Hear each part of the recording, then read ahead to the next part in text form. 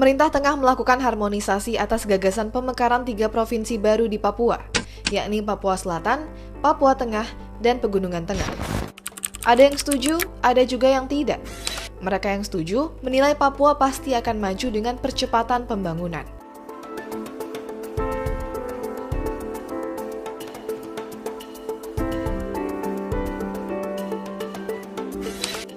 Sementara yang tidak setuju, MRP misalnya, curiga dengan niat pemerintah pusat. Menurutnya, Papua tidak memenuhi syarat kepadatan penduduk untuk dimekarkan.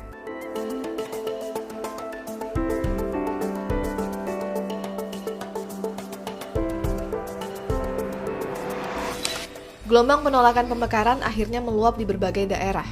Masyarakat Papua merasa pemerintah tak melibatkan mereka dalam pembahasan terkait pemekaran. Pada 8 Maret 2022, ratusan mahasiswa berunjuk rasa di Jayapura. 10 Maret 2022, ratusan massa menyerukan penolakan di Wamena. 11 Maret 2022, mahasiswa Papua menggelar aksi di dekat kompleks Istana Kepresidenan. 14 Maret 2022, ribuan rakyat Paniai melakukan Long March. Dan 15 Maret 2022, demo di Yahukimo menelan 2 korban dan kerusakan fasilitas. Lantas, kenapa warga Papua menolak pemekaran? Pemekaran ini dianggap oleh orang Papua sebagai usaha untuk memecah belah. Jadi sejak 2001 kemarin, ketika Undang-Undang Otonomi Khusus diundangkan, itu banyak sekali uang dialirkan ke Papua. Dan tidak semua uang itu hilang begitu saja, tetapi menciptakan satu kelas elit baru di Papua.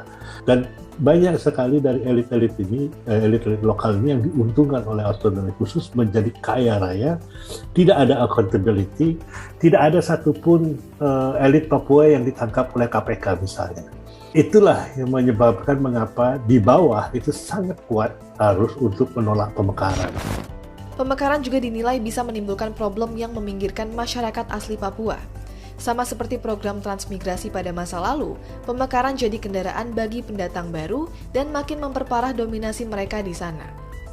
Faktanya, ada lebih banyak penduduk non-Papua dibandingkan penduduk asli Papua.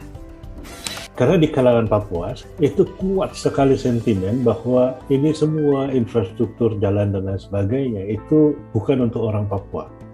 Dan memang iya, pasar dibangun, orang Papua akan berjualan di jalan, sementara orang-orang pendatang yang menguasai semua distribusi, karena orang Papua tidak bisa masuk ke situ, ke rantai distribusi ekonomi itu.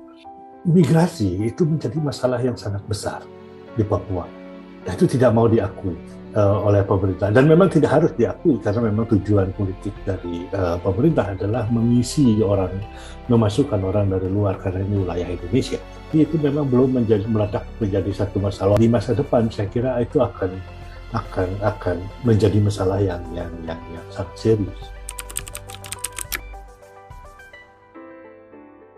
Ketika otonomi khusus, orang Papua juga tidak ikut bicara. Revisi Undang-Undang Otonomi Khusus, orang Papua juga tidak ikut diajak bicara. Tidak ada sosialisasi dan sebagainya. Lalu apa artinya ini? Ini artinya rasisme. Plain and simple, dan mereka tahu persis. Orang Papua itu tahu persis bahwa mereka itu dipandang rendah, dibedakan dari orang Indonesia, dianggap tidak mampu, dan tidak diajak bicara untuk urusan mereka sendiri. Ketika saya berkeliling di Papua, orang-orang mulai bertanya, kenapa dong pemerintah Indonesia itu mau bicara dengan orang Aceh? Ya, kami sama-sama juga manusia, toh. Ya, kenapa kami tidak pernah diajak bicara? Penyelesaiannya adalah bicara dengan orang Papua, duduk sejajar, perlakukan mereka sebagai manusia.